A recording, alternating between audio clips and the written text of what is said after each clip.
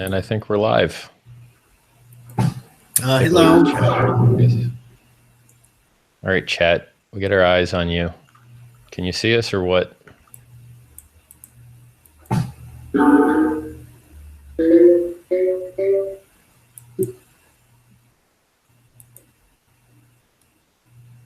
Either they can't see us. Okay, they can see us. Sweet. Chat, you're slow, man. Maybe there's just a ton of lag. Cool. So we're going to start talking smart people stuff in 1 minute. Gather up your buddy. I think I reversed the plurals on that, but you get the idea.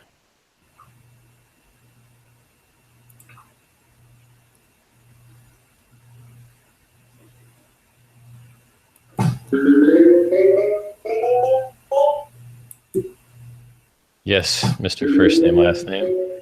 I am fat. Thank you. Or do you mean Daniel? Or do you mean us both? Living on the computer isn't the best for fitness. All right. So we can go live. You ready, Daniel? You want to give us a quick intro on who you are and what you do? Well, that happens when we're live, right? We're live. Oh, okay. Yeah. So I'm Daniel Krawisz, and I am a founder of the Satoshi Nakamoto Institute website. And I also work as a software engineer at stashcrypto.com. All right. So you've, I hear, recently produced some videos regarding hard forks and forks in general. Yeah, I just started my YouTube series. I only have one video on Bitcoin. And right. I've got some notes for my next one. So, well, stay tuned. Okay. I'm going to, well, for my first video, I talked about how how forks are pro-investor. That's what I think. And so investors should be happy when Bitcoin forks, because now they've got a choice that they can be directly involved in, which is good. And right. A choice between, chains of Bitcoin is much better than Bitcoin versus an altcoin. So they should think they should be bored with altcoins and happy with forks. That's what I think. Okay. So I'm going to attack that a lot. Is there any other stuff you want to say before like the disdain kicks in? Okay, well, so the other thing that I said in this video is that when I don't like it when the devs are above the investors. So I said Ethereum is like an extreme example where Vitalik is like the god and the investors are like the worshipers. So I want to reverse that. So I said, if you're an investor in Bitcoin, you should think of yourself as being like Yahweh and the developers as the chosen people. All right. And I ended it where I said that what I think what's been happening recently is like this, people are building the Tower of Babel. So you should want to smash it, just like in the Bible. All right. Well, I disagree entirely with almost every single thing that you said, except for the part where you said that Bitcoin forks are better than altcoins. They might be. So that part I might be okay with, but everything else I think is terribly wrong. So first, I guess I'll just summarize and then we'll dive down each one. We've measured the value of each social class regarding developer versus investor and presupposed that they're separate. That's fine. I don't mind the presupposition. I guess I'll attack that one first. If the devs decide to push a malicious update that steals all your keys, I don't think much users would catch it in time. So I think the fact that users are able to use these systems at all is at the kindness of the devs. And I think that if devs wanted to start stealing coins left and right and become malicious instead of nice guys, there'd be a whole lot of these Bitcoin investors, which you wanted to refer to as deity-like that would be out of cash, because they don't have the technical expertise, nor time, nor inclination, or awareness to audit a wallet, nor audit it every time a patch is released. So from a security perspective, every user is at the mercy of the devs that he chooses. And furthermore, when you have a new fork, every new fork means a new client. And every new client means a new place that a malicious actor could steal your keys. Okay, wait a minute. I need to disagree with what you said about every fork needs a new client. Because what I would like to happen is next time investors disagree about, you know, where they want Bitcoin to go, the developers should make a fork and support both. So there should be one client that supports both forks with one developer team. Then the investors choose. You don't need a different client for each fork. You do need a different client for each fork, because the game theory that made people fork in the first place causes them to want you to use a different client as well, because they want to maximize. Why? Well, just pure timing and or animosity. So why would someone that's ruining... So let me give you an example, right? So first I'll state that in an ideal world, maybe what you're describing could possibly happen, but we've never seen it in any other industry ever at all, ever, okay? Your peripherals that you use on your Apple device don't work on any other device on purpose. The peripherals that you use for your car, right? The buttons and switches and rims and every single part in that car is made to be inoperable with other parts. Wait a minute. If Bitcoin forks, all of the investors automatically own both chains, right? Yeah. So, what? That has nothing to do with client software. Nothing. Well, it does, because the investors want from the investor standpoint, there is not a conflict here. Like Bitcoin Core and Bitcoin Cash are basically, you know, two sides of the same coin. No. You know? They have nearly nothing in common.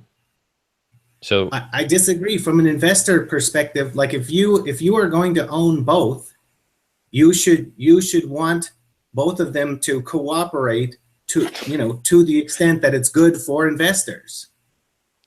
But they should also fight. They should also have conflict to the extent that's good for investors. So they should be partly cooperative and partly in conflict. They shouldn't be entirely either, because that's what's best for investors. Yeah. So let's back up, right? So do you agree that wallet software and the inability for users to audit it is a giant security risk for all users, and that the system is actually trustful and you must trust your developers? Can we agree that? Yes. Okay. So, and just even though we agree on that, so that the public agrees here, I will tell you that the Electron Cash wallet, which was a fork of the Electrum wallet in the Bitcoin ecosystem, overwrites your Electron install when you run it. That's malicious. Okay. So there's your fantasy of how things could be one day, and then there's the reality of how things work now. Right. And how things work now is that this fork has stolen hash rate, made the network less secure. Okay, wait, I disagree with that. I disagree with that. No, I disagree with something. I don't think that Bitcoin is more secure if the hash rate is higher. Well, why do we bother hashing at all? Because why don't we just run it on a single laptop? The hash rate is for consensus. No. Yes. Not at all. It is for avoiding double spends. No, it is not. It is not for that.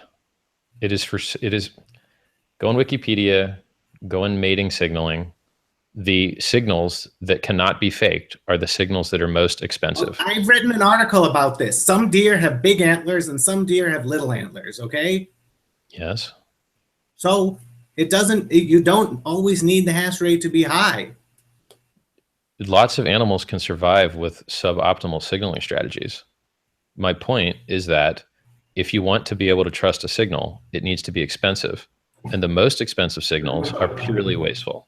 And yes. so pure waste. I agree. I totally agree with all that. Okay.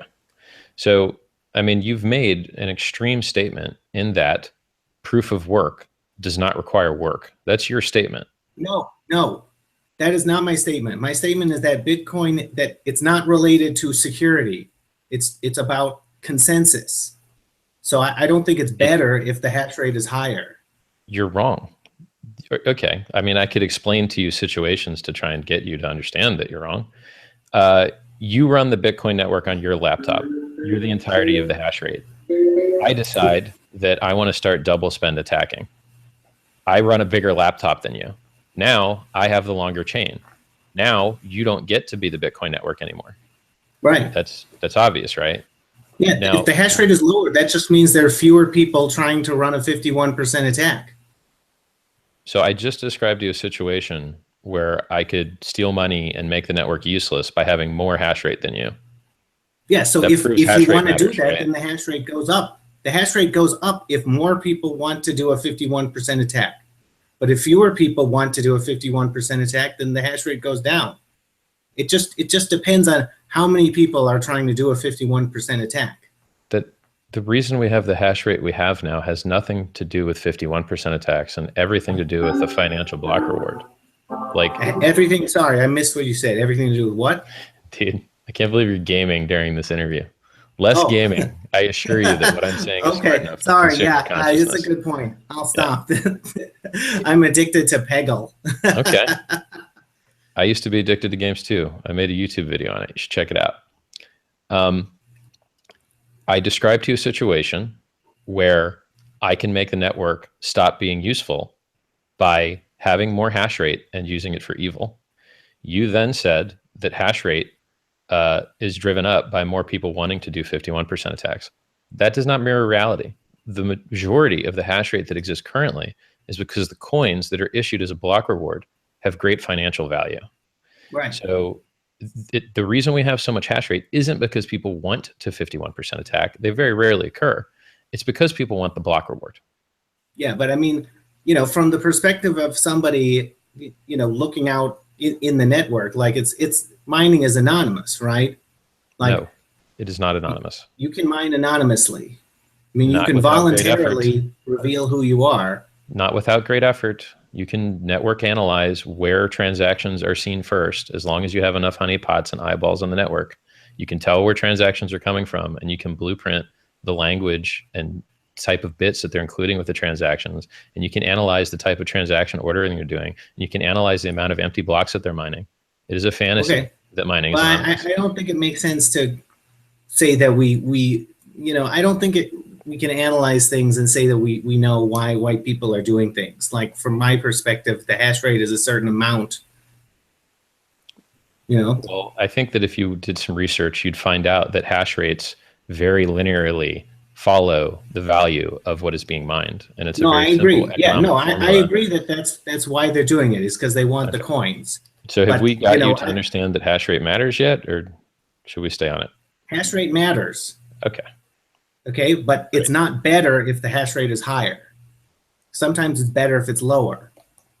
Better for what? The environment or your financial security? Because those are your options. It can't be good for both.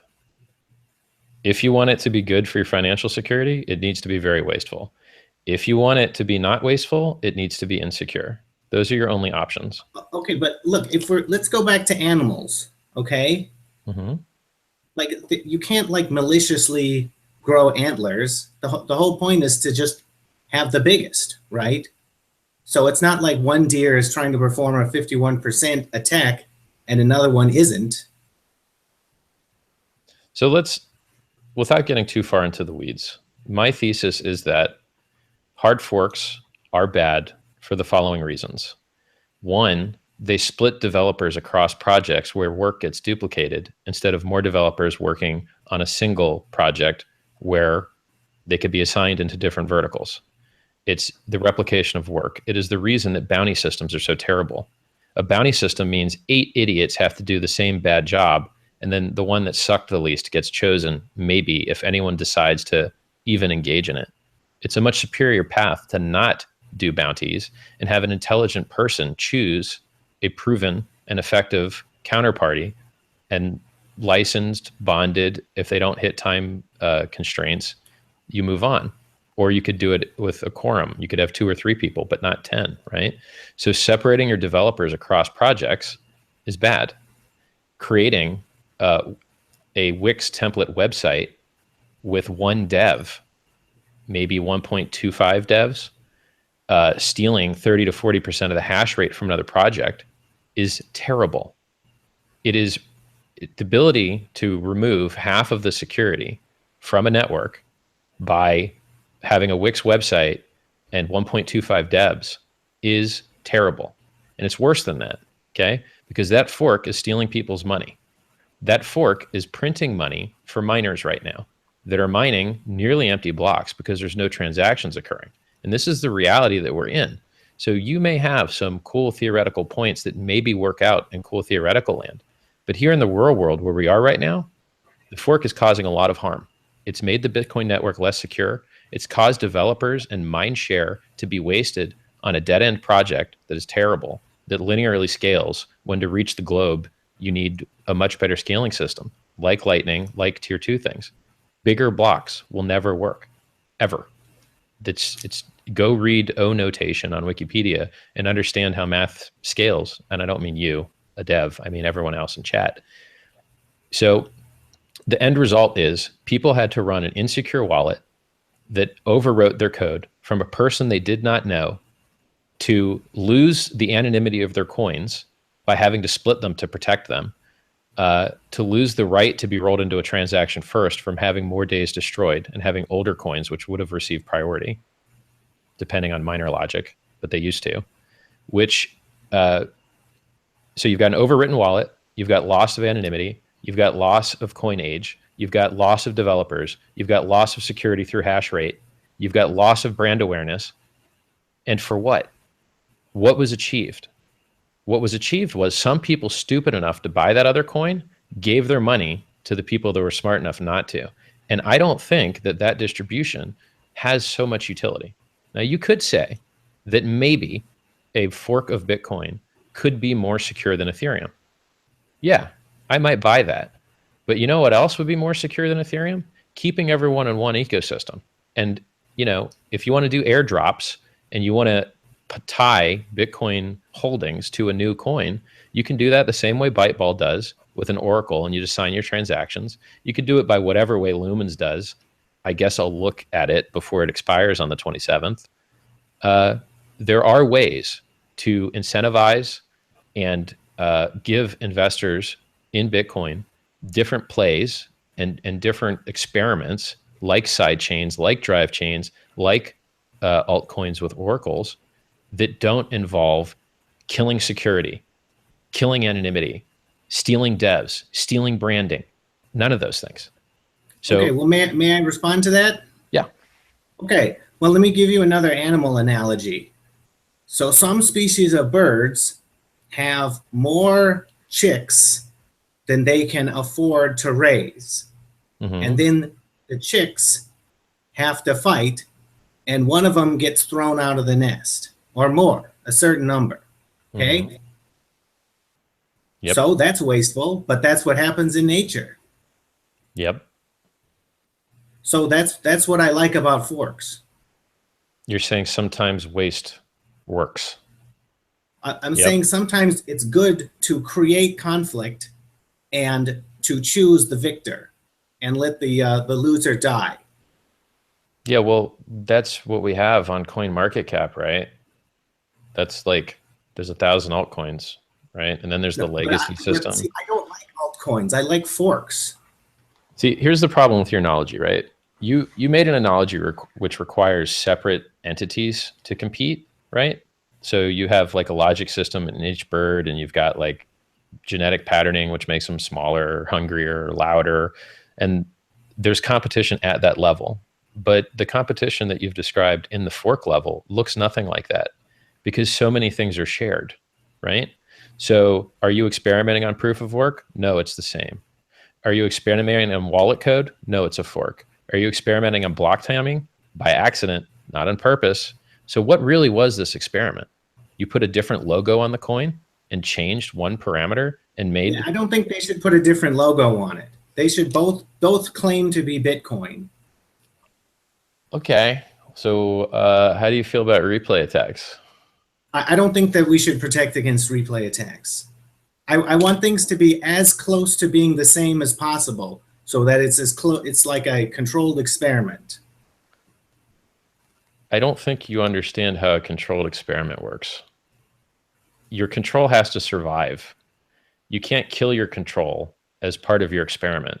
Your control has to be unfucked with. Okay, I made an analogy. No, it's not exactly like a controlled experiment. But there's when you do the correct analogy. You did make the correct analogy. It just proves my point instead of yours. When you want to do an experiment to choose a victor, you need to leave the control the fuck alone. And in what you're promoting, you are not leaving the control alone. You are doing every single possible thing to fuck the control up so that you'll never know whether the other fork should have survived or not. So you were accurate. You did make a good analogy. It just supports my point, which I hope will become your point. The competition can be had. Fair competition can be had. And it will look nothing like what you have recently seen. Okay, it's pure loss for everyone involved. Wait. Describe what fair competition would look like. You build your own project with your own devs and your own brand. You get your own mind share from the world. You set your own prices. You bring innovation to the table. You do something better, unique, faster, smarter, stronger, and preferably 10 times better somewhere so that people care to waste their time learning about it, because there's friction, right? Most businesses don't work, not because you can't make profit on a sale, but because you can't afford the friction of bringing a new client in. Most genetic algorithms don't work in trading, not because genetic algorithms aren't smart and couldn't figure it out, but because you run out of energy and money to fund them. And they run out of money before they ever break even, just like fusion. You can get energy out of fusion. It just happens to be a lot less than you put in.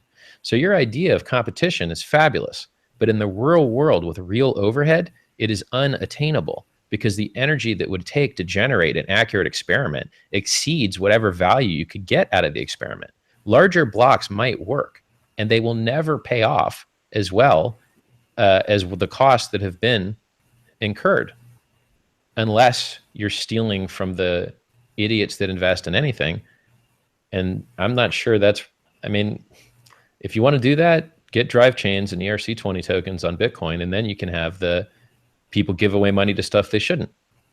It's better. Like, you are literally supporting something that is stolen brand awareness, lost people's, overwritten people's private keys, was an unsecure wallet, lost coin age, lost coin priority, is currently a broken network that is oscillating through way too many blocks and way too few blocks, inflating and giving all the money to the miners.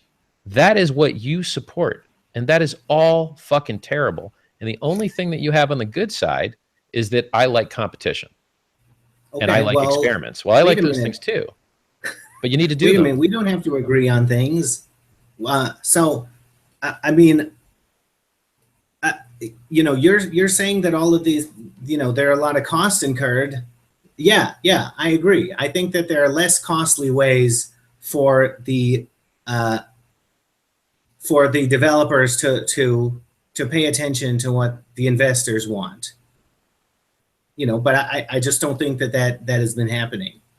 Well, why would it happen? Like, I don't understand why you think the developers care so much about what investors want. I mean, they're not even getting paid by the investors. Why would they give a shit? Okay, they're literally not getting paid by these people you're talking about. So, I mean, why would they care? I don't care. Well, let's say a developer is wedded to a particular chain, which is not logically necessary. I think that they should, you know, work on whichever one is the most valuable. But let's say they're wedded to a particular chain, and they do something that the investors don't like. Then the other chain becomes more valuable. So their chain becomes less relevant. That's not how developers work. Developers, the smart ones that have freedom to do what they want, they like to work on interesting things.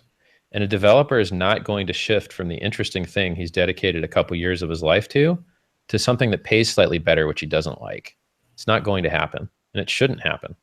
And the people that you're describing as investors, they're not investing in the developer. They're investing in some token that developer may or may not hold. I'll give you an example. There's a guy named Vlad Zamfir.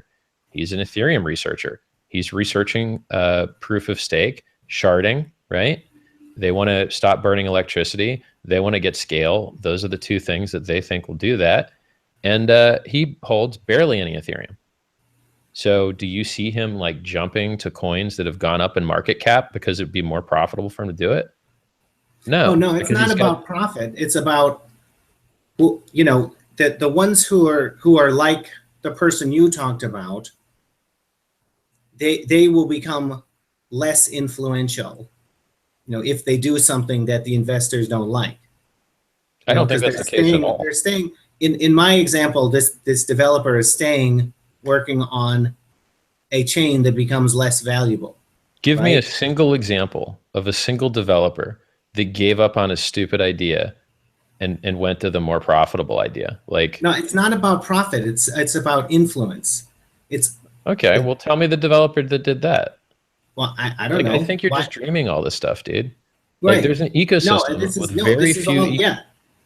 There's very few crypto devs, and we know what they're doing, and they're not doing what you're telling me that they should be. They're not. So like you're once again, like, if you would spend less time like thinking about what should happen and spend more time measuring what is happening, you come up with much cooler ideas, because what is happening is really cool. I mean, there's a lot of interesting stuff going on, and none of what is happening in any way represents the models that you're generating. Your models are wildly inaccurate, wildly. So, I mean, let's choose a single thing. Let's choose a single point where we want to make something good happen. All right. I would like to see the Bitcoin network be the largest network for liquidity for the following reasons. In currencies, the one with the largest liquidity oftentimes has the largest utility. Can we agree with that point? Yes, definitely. Excellent.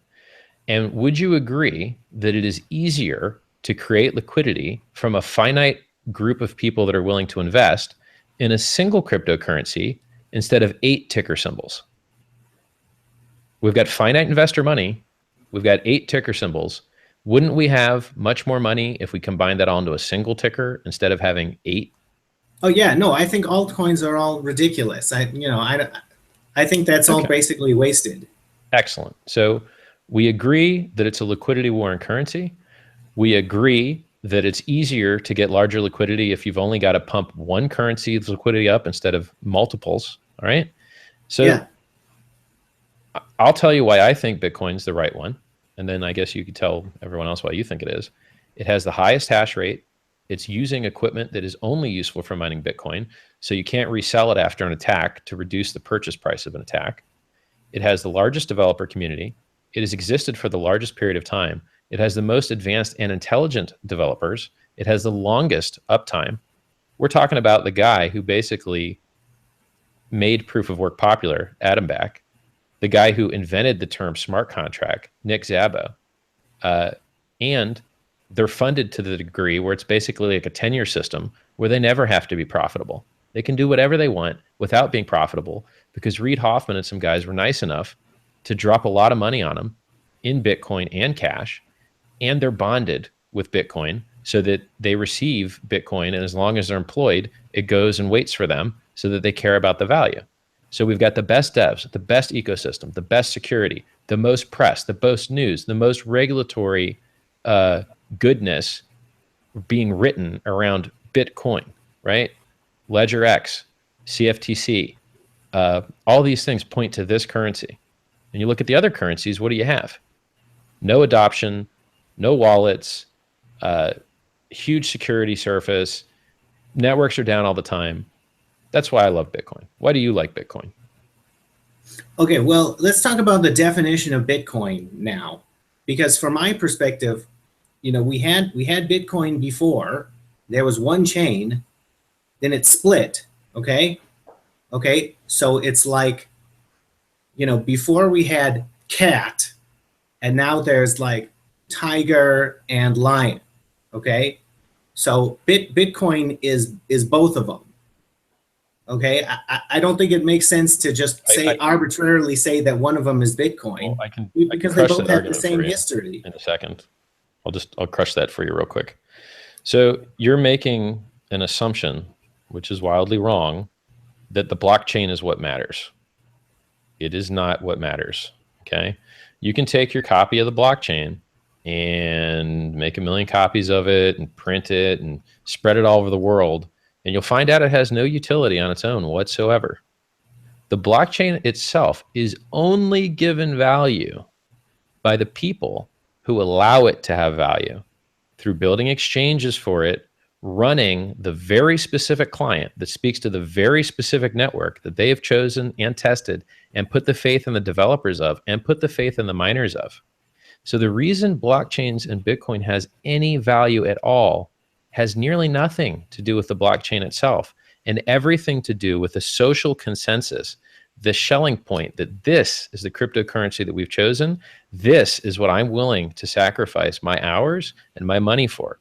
I totally agree with all that. Agree. Okay. So when you create a fork, that fork has none of those things that has utility. All of the things that actually matter, it starts with none of those. It gets a new ticker symbol. I really disagree. I think it starts with the most important thing. It starts with the same network of owners. It does not. It doesn't have the same exchanges. So you're right. There are some things it doesn't have, but I think it starts with the most important thing. Network of owners. Because if it did, more people would have dumped. The vast majority of people that were, quote, given these things have never seen them, accessed them, heard of them, and thus it is unfair to consider that a form of ownership when a person sitting on a boat enjoying his Bitcoin earnings has never even listened to the news that, hey, you know, some guy decided that now you own some other stuff, whether you wanted to or not. So, you know, you need to like start hopping your feet and skipping and jumping so that Daniel's like game theory fantasy can come true. It's not the case. You can't just say a person like, okay, what if I told you before the show, I gave you something that you didn't get told about? Do you really own it? No. Listen, no, the vast majority of people shouldn't care about what's happening now. Like most people do not have the level of commitment or interest in Bitcoin. Most investors shouldn't care. And what I like about forks is they don't have to care. So if there's a fork, they still own their Bitcoins, whichever one wins. They don't even have to think about it. That is also not the case. You've described a very select subset of nice forks that has no reason for having that restriction at all. That fork could have forked out Satoshi's coins. That fork could have forked out coins that weren't being used. That fork could have introduced demurrage and reduced the value of the currency. Like what you're saying, you should stop saying. Like there's no, and by the way, how much more harmful do you need a fork to be before you realize it sucks? What? I mean, this fork was bad. Listen, I guess you're waiting for the B2X fork to be worse. I want the next time Bitcoin forks, I want it to be a lot nicer. But I'm happy that any fork happened. Okay, well, then you have to choose one of the two statements. You can't say you want it to be nicer and that you don't want replay attacks, or that you do want replay attacks. You can't have both, because replay attacks aren't nice. Why aren't they nice? Because you're taking my speech, which I'm broadcasting to the network of my choice, and copying it against my will to create financial problems for me. Fuck that.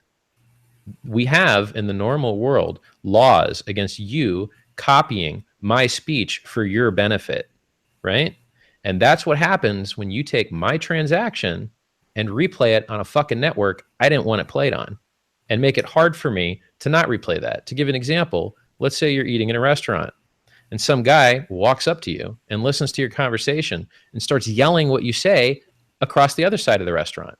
And this pisses off everyone else in the restaurant. That's what a replay attack is. And I'll tell you the truth, I don't know why people that support replay attacks don't get more shit from the community for being basically evil to push their idea of what should be technically correct. Okay, you want to make a new technically correct altcoin? Go airdrop it to the holders, and you don't need to touch the original thing. Okay, so can I respond to that? Sure. So for my, remember when I said that most Bitcoin holders shouldn't have to care about what's happening now. So from my perspective, it seems good that if they make a transaction, that it should just automatically show up on both networks, because that keeps things more even. Like if I want to split the coins, that should be something that like you've made another assumption that doesn't make any sense in reality. Your confirmation can get go through on one side and never go through on the other side. And now what? Well, so in the real world, like everything in the real world, like crushes all of your theories, but like, I don't know why you don't care. Like all you have to do is like take your models that you're generating, which seem cool, and then actually like run 1 or 2 tests in your head and go, oh, it doesn't have to be a clean fork. Oh, the transactions won't go through. Oh, you know, look at this like, oh, wait. Oh, in front of you, there's something earlier that you said that I have to respond to, because you were talking about how like the fork could introduce demiurge or something, right? So I would say that if they did that, that fork would lose value very rapidly. You know, so well, apparently nice forks would stay valuable longer.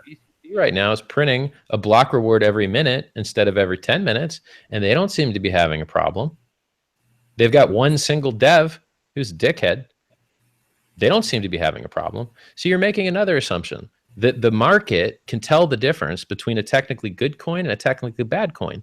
You yourself are already aware that they cannot because of your position on altcoins. So like, you believe in competition because you believe that investors will choose the better thing and then we'll get better stuff. But reality doesn't show that to be the case. Enron did quite well as an evil, horrible company that made the world a worse place, and investors didn't do anything about it. Volkswagen was polluting the shit out of the environment. What were investors doing about that? So the concept that you're like appeals to making the world a better place technically are to rely on idiots that don't know anything technical is stupid and has no root in reality. Investors, by and large, do not make good technical decisions, nor will they ever. Okay, well, so I want a world where dumb investors lose money as quickly as possible. And the way that you do that is by giving them options. I think forks are a better option than altcoins. I believe that a fork that was non-contentious or you know, didn't try to destroy the original thing and just created like a small form of dividend or something along those lines is probably better than an altcoin. Maybe. Right? But that's only because altcoins suck so bad. What was the topic right before this? Investors being bad at choosing good technical things. Right. And then, fuck, I missed it. There was a good point in there. So in your world where so you say it's better if stupid investors lose money quicker. And once again, I will introduce you to like how things actually work, right? The thing that actually works is regulation and prevention of problems instead of huge problems happening and then being able to go to a court and say, oh, but look, my contract, okay? It's better to not pollute the environment than to wait until the environment is polluted and then wait for someone to report it and then wait for everyone to do their due diligence and subpoena ducis tecum and then get a court date and then get a delay and then get a delay. And then after the environment's real good and fucked up, you say, oh, well, you shouldn't have done that. You're going to have to give us some money. That's bad, okay? So retribution and courts and redress are a very, very, very poor answer to unregulated environments. And an ounce of prevention is worth a pound of cure. And so this concept that we should try all the things and let a bunch of people lose the shit out of their money on a bunch of stupid technical ideas because in your fantasy libertarian world, that's a better way to do things, has no root in reality. And the only places where that actually works are ones with infinite energy. That does work in evolution because the sun produces so much energy and it works exactly nowhere else.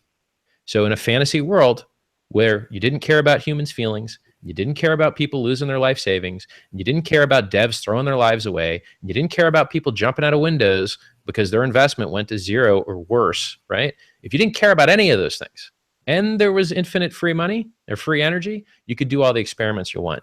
But that's not the world we live in. The world we live in is one with a lot of restrictions and a lot of pain and a lot of suffering and not that many people and really not that many places to gather the energy, right? we've got a lot of restrictions. And so let's use the ounce of prevention is better than a pound of cure, and not grind up people like meat into investment grinding machines, because you maybe possibly could get a 10% more effective network. Maybe. It doesn't work. Okay, well, I don't, let's not get into politics. I'll just let you say all of that and, whatever. Okay, so give me an example of a system that has been evolutionarily evolved, which is kicked ass, because all you're describing is evolution. That's all you're describing. Okay. So you let me know, other than actual physical entities that use the sun for energy, you tell me where evolution has worked. Other than when people use where has evolution worked? You're describing you want to evolve cryptocurrencies, and you want a bunch of them to get killed, and you want a bunch of investors to lose money, and you want to give the smart investors the stupid people's money, and you want to like treat people as non-humans and watch them just get wasted for some technical benefit. So I'm curious where else you've seen evolution work in a non-infinite energy system. It doesn't work in the stock market. Okay. It doesn't work anywhere. Earth is not an infinite energy system. I mean, there is a limited amount of energy that comes from the sun to the earth in a given amount of time. It's not an infinite energy system. Do you want me to back off the statement infinite and just say lots and lots of energy? I'll do it if you want. I think that. But it's a weak point, right? Okay, let's go back to the handicap principle here. So I don't think that there's a difference between lots of energy and little amounts of energy, because the deer will grow antlers that are just big enough to take up all the energy. That's not what deer have antlers for. First of all, it's a bad analogy, because they have them part for social signaling and part for actually fighting. So yeah, let's not use deer antlers. Colorful bird feathers at least aren't used for fighting, right? Oh, sure. Okay, that's good. Yeah, I like those too. Okay. So well, let's can I respond to your point about theory and reality? Yes. Okay. So what I say that I'm doing is I want to make the world more like my theory. I'm not saying that my theory describes reality. I'm saying that I'm imposing my theory on reality. Okay. How's that going? How's reality responding to this effort? It's going great. All right. I'm very happy with how it's going. so let's do a test. Let's run a test on your theory. I'll just say, so far my points have been hard forks are terrible. They're a real cost. Prevention is better than cure. Evolution doesn't work most places because the overhead and the friction is too high, and the cost is too high compared to the benefit that can be gained. People their emotions and existences should matter, and they shouldn't, even if you could crush up a bunch of people into 10% technical value, you shouldn't. So those are my statements. Let's see. If we take your statement, your belief, okay, is your belief executed look identical to what has occurred with Bcash? Well, no. Okay, so what is the difference between what Bcash did and your model of what you would like to see? Okay, well, what I would like to see is, I would like to see the developers creating forks and supporting. Who are the developers? Which developers do you mean? Oh, I don't want to specify which ones. Whichever ones are the ones making the software. Which software? Like, I need specificity out of you, right? We're trying to test whether your model works or not. And I gave you a recent example that we're aware of something that seems identical to what you would like. And then you said it wasn't accurate. And then I'm asking what the differences are. Oh, okay. So this is like level 0, what's happening now. Mm-hmm. Okay. So level 1 would be, okay, we'll take Bitcoin Core. Okay. Level 1 is, they say the investors are in conflict about something, so we will create a fork and we'll let them invest between them, and we'll support both until one is made basically valueless. So that's a more cooperative way of accomplishing the same kind of thing. Sorry? Let me pause you right there. Okay. Can you list me a cryptocurrency that ever became valueless? I just mean small enough value that I don't care about it anymore. Right. But can you list a cryptocurrency that has small enough value that you don't care about it anymore? Oh, okay. Let's see. Well, that doesn't happen. Cryptocurrencies stay as appendages and they never go away. And they hold a shitload of value, especially when they shouldn't. So an externality that you're not accounting for is that these forks don't die. They stay. And you would know that if you looked at the history of forks.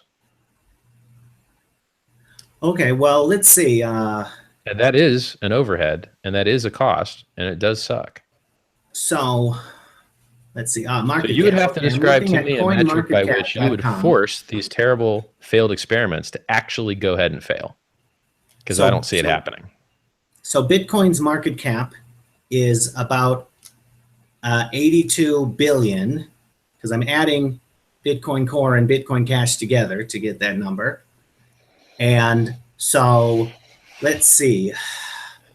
Now, if we go down to number 12, you realize that you can't just add those together, right? Because people have traded amongst and into one and not the other.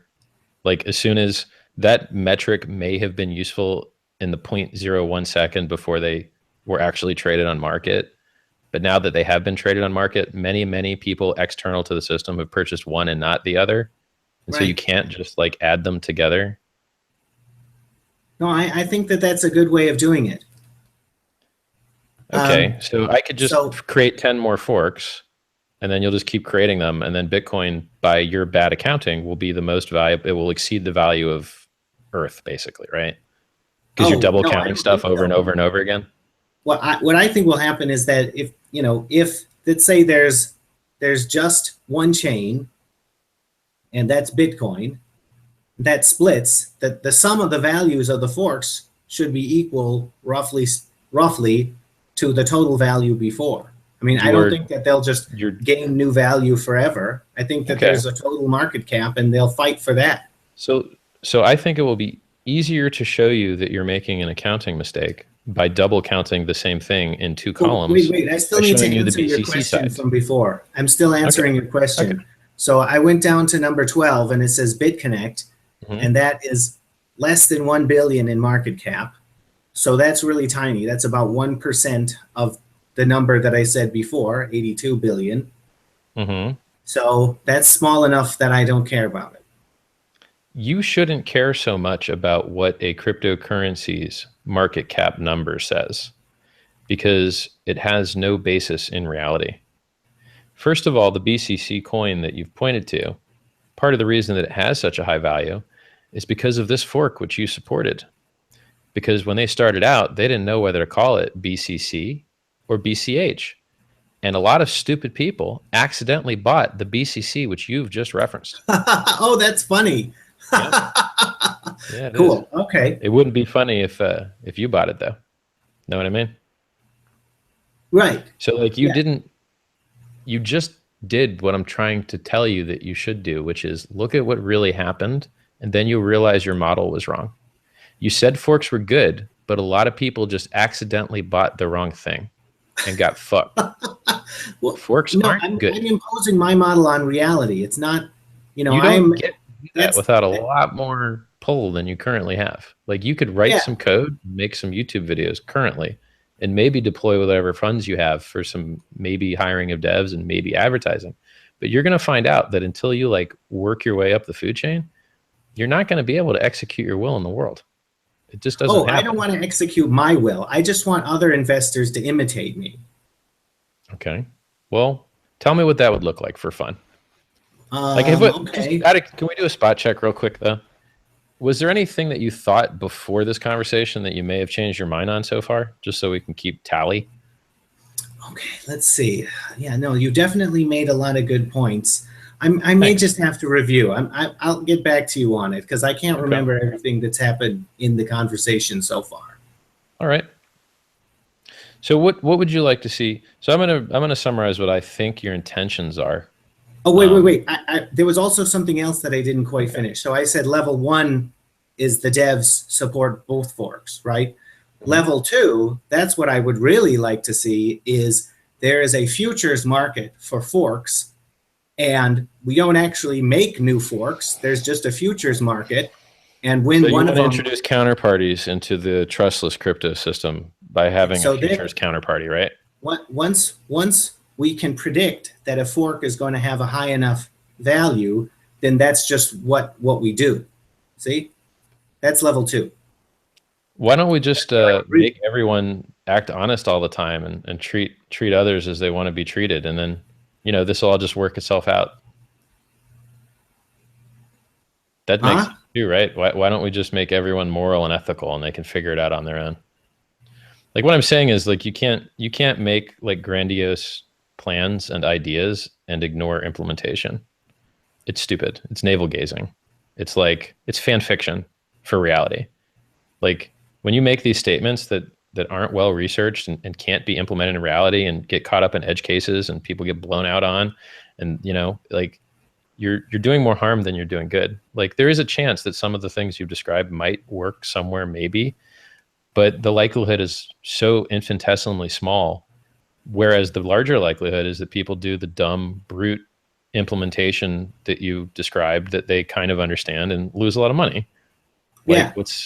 So like, you should probably back off on extremist suggestions until you have evidence that they're more good than harmful. I mean, that's the reason doctors have Hippocrates' oath, that thou shalt do no harm, because way back when, doctors are doing a lot of stupid shit, and it's a lot safer to be minimally evasive when you don't know what you're doing, which I would state, due to the earliness of this industry and your measurement of reality, I don't think you are qualified to make these suggestions. I don't think you have pointed to places where your theories have worked in other industries. I don't think you've pointed to places where these theories work in software or finance. You've suggested for futures markets, which is a counterparty, which is the opposite of what we're trying to do. I mean, the only thing that I can think of that you're saying that has value is the intention. And that is that competition is good. I think I've heard you say that fair and honest competition is good, which is funny because most of your other suggestions would, if executed, be unfair. So I believe in competition. I believe in the free market, but so many people forget what free means. Free means restricted. Free means restricted. Free means you're free to act fairly. You're free to play fairly. And you're free to get fined and eliminated from the market when you do something that is unethical or unfair. So many libertarians do not understand what a free market is. Okay. Can I respond to that? Because I don't think fairness has any objective meaning in the outside world. Like, fairness means something when we're in like a family, or when we're in like a kindergarten class and there's like a teacher, and they're little kids. But outside of that, I don't believe there's objective thing called fairness. You need only look to the real world and you will find it. For humans are not the only creatures which have evolved into the game theory strategy of fairness. It is the reason that other animals don't eat their kin or competitors on sight. The behavior is rare. No, I know about that. Yeah. So, like, you may not understand that fairness exists and that it's very common, and it's more common than not. But when you start to look around, you'll find out it is. Like, if you take your dog to the dog park, your dog's very likely to survive. Well, how does that happen? You've got a Chihuahua and people are walking their German Shepherds. Why doesn't a German Shepherd, for giggles, kill on sight? Because the game theory evolved that shit out, and the dogs that did that didn't get bred, right? Okay, why do you call that fairness? Why not? What else would you call it? Well, I would say that... What do you call it when you don't do something that you could do because it would be a dick move? I would say that there's benefit from living in society, right? There's benefits from having a peaceful society, right? And people would want to form one. Okay, so let's find a word that's not fairness, because you don't like that word. Is there any word that describes social game theory that you think is okay? And what would that word be? Social game theory? Yeah. People speak, they interact. The habits of interaction have titles. So, like, happy is associated with smiling and laughter. And so when I say happy, you think humans smiling and laughing, right? So, like, since you don't think fairness exists, Maybe there's some other word that you do think exists. Is there an emotion? Okay, or like that's really good. I really like it when people say things like that. I say that same kind of thing to people all the time. Like what is your word for the thing that I'm talking about? I think that's great. All right. Cool. But okay, so let me say, I think that there should be standards. I just don't think that there should be a central authority that imposes them on people. Okay. So yeah, okay, I agree. There should be standards. Is already as long as we disagree about who is, imposing the standards and how. So we can't escape from a central enforcement authority because heredity exists. So fairness and human behavior is to some degree already hard-coded into us at birth, and then we have variations on it. And sometimes a variation is sociopathy. Sometimes a variation is psychopathy. And sometimes the variation is, humor, right? But the general overriding, like, underlying software is already there. And we don't need someone externally to enforce it upon us because it is enforced internally at birth by accident forever. Human beings will elect leaders. Yeah, no, I totally agree with all that. Yeah, great. Yeah. So like, wait, but what did you mean about humor? What were you talking about with humor? Well, you don't have to be born just a psychopath or a crazy person. A lot of people get born on the other side and they got great traits: loving, caring, honest, courageous. So it's not all bad luck. There's mostly good luck. So I didn't want to, let everyone think that at birth you're just going to get bad luck. Oh, you mean like some people are just funnier than others? That's what you meant. Yes, for sure. For sure. People, and that's how the game works. That's what evolution is. We're going to throw a lot of shit at the wall and we're going to see what sticks. So, you get a little bit of everything. Guys that like girls, girls that like guys that like guy girls, nullos. Google it. Don't Google it, actually. So, my point is, so here's my advice. I think your models, I think you did not generate them from a place of research. I think you thought they were cool ideas. If you looked at what worked in finance, you might be able to find something that worked and export it here with certainty that it might work because it worked there. If you looked at software projects and you saw something that worked there, you might be able to export it to here because this is a software project as well. So a financial project paradigm, a software project paradigm, cross-pollinating those ideas into this ecosystem may be effective. I don't think you will find a high hit rate of success coming up with your own ideas from left field that upon analysis appear to just be Darwinism without any respect for the costs or overhead or emotions involved. So I'm not impressed by your Darwinistic. Can I respond to that? Sure. Okay. Well, I don't know what the correct amount of costs are. Okay. So you're saying what's happening now is way too costly. I'm saying, I don't know, but there is some amount of waste that is the correct amount. Okay. Yep. So I want to find what the correct amount is. So maybe you're right in saying that there is too much waste now.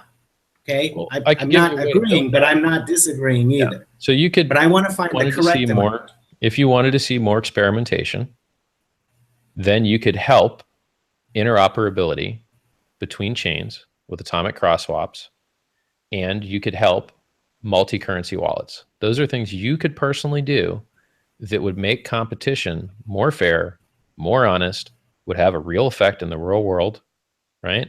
Would reduce the friction. If you really want to see chains compete, work on atomic cross-chain swaps, work on multi-currency wallets, and some of the core things that can be standardized, like the creation of addresses. A lot of people just use Bitcoin's address creation system for their altcoins because it works great. Standardize as many things as you can. So if you want to see competition, those are my 3 suggestions for seeing it happen. And I don't see a lot of drawback to any of this. Those are great ideas. No, I love those ideas. I can't talk about what I'm working on right now, so I can't tell you that what I'm doing is fantastic. But it's we're going to but I am working on things. It's just that any secret now. I will tell you what I know about the projects that I've seen publicly. I know OT has a hosted go start your own financial business with a federated system software. You could do whatever financial crap you want with it. And I would imagine you guys are building plugins that would allow you to hold whatever currency you wish using Ricardian contracts and such. You don't need to confirm or deny, but that's my guess based on the, talks that I've seen from people associated with that project. Yeah. Everything. Just read the Open Transactions white paper. That's all public. Yeah, that's all what we're working on. Yeah, and I love that stuff, and I think it's great. And I can't wait to have more startups in the ecosystem that have a turnkey, trusted, open source, federated solution for trust and financial privacy. I think it's great. I wish you guys the absolute best. Okay, well, thank you. So, I don't know. You guys want to take some questions from chat? Hey, chat. There's 244 of you guys. Let's see if you got anything smart to say.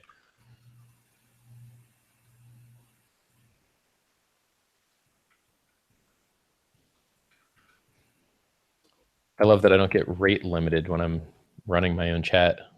Yay. All right, 244 chatters. Smart questions, go. We'll give them a minute in case there's lag.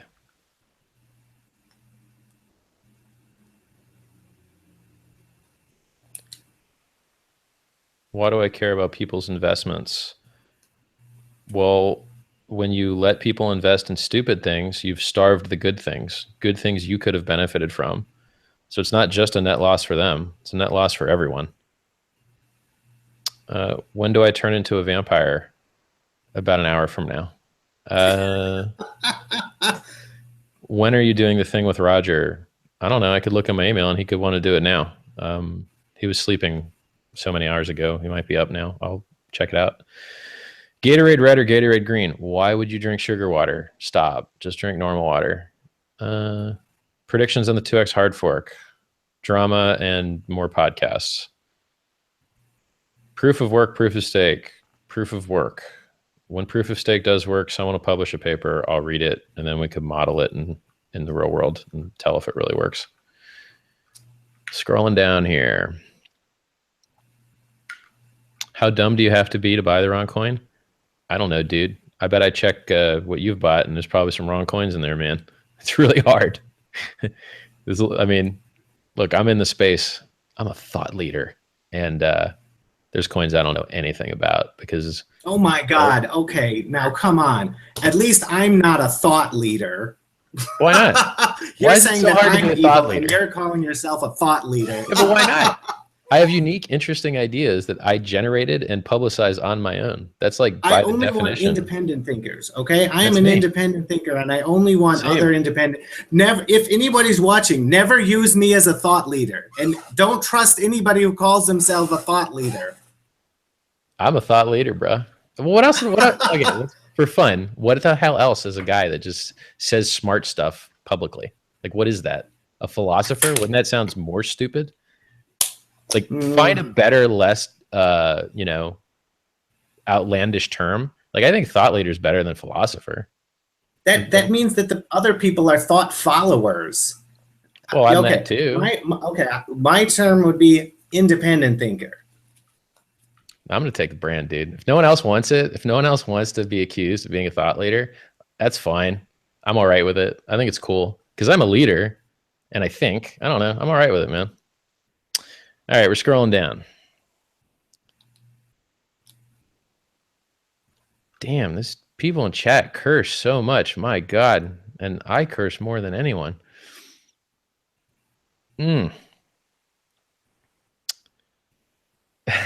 The chat is mean as hell, dude. I actually saved this. It's so mean. Okay. Scrolling down. Exchanges, Lightning Network hubs. Yeah, obviously.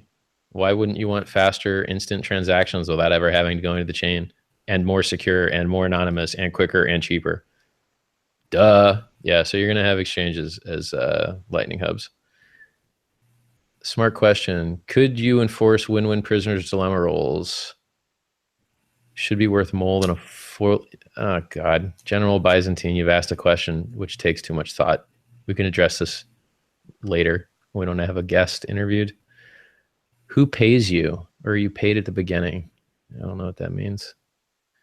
Damn, chat, you're actually asking questions now. What's stopping miners from forking to the real legacy Bitcoin by rejecting SegWit? They're doing that. They're already switching back and forth. I don't know what you're talking about.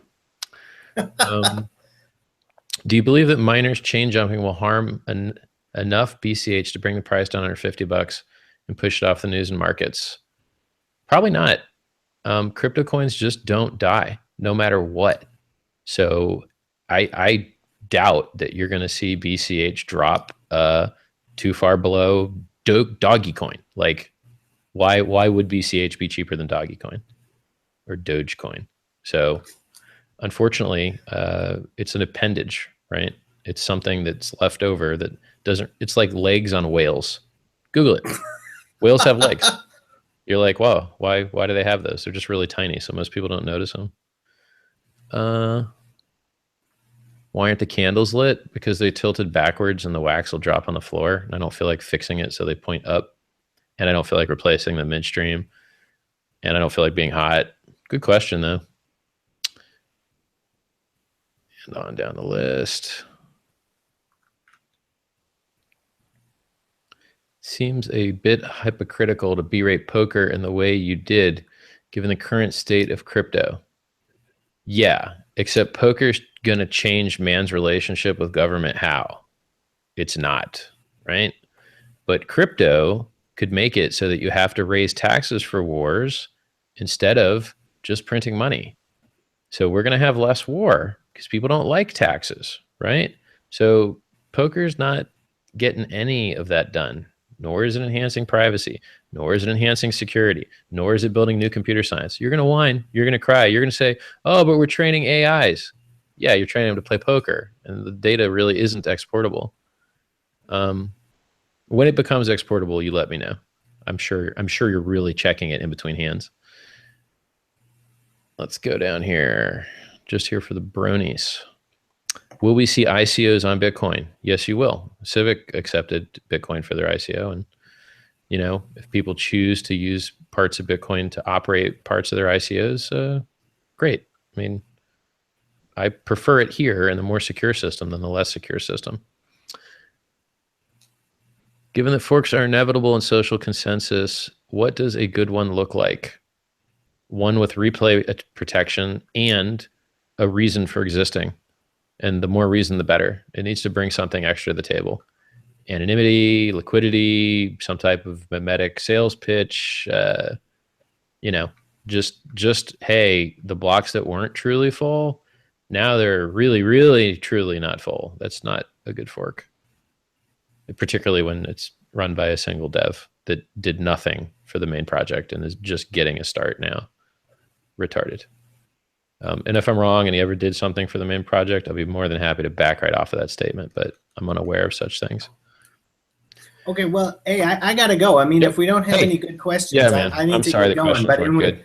Bro, it was good talk. This was a great conversation, and I'll get, when I read it again, I'll get back to you on whatever you might have changed my mind on. To tell you the truth, man, if you stay building what you're working on, it's probably better than any learning you'll do here. So building software that works is more important than anything. But if you're bored and you're addicted to games, this is a good game to be addicted to. Okay. Really good talking to you, I'll talk to you later. Talk to you, man. Bye. Bye.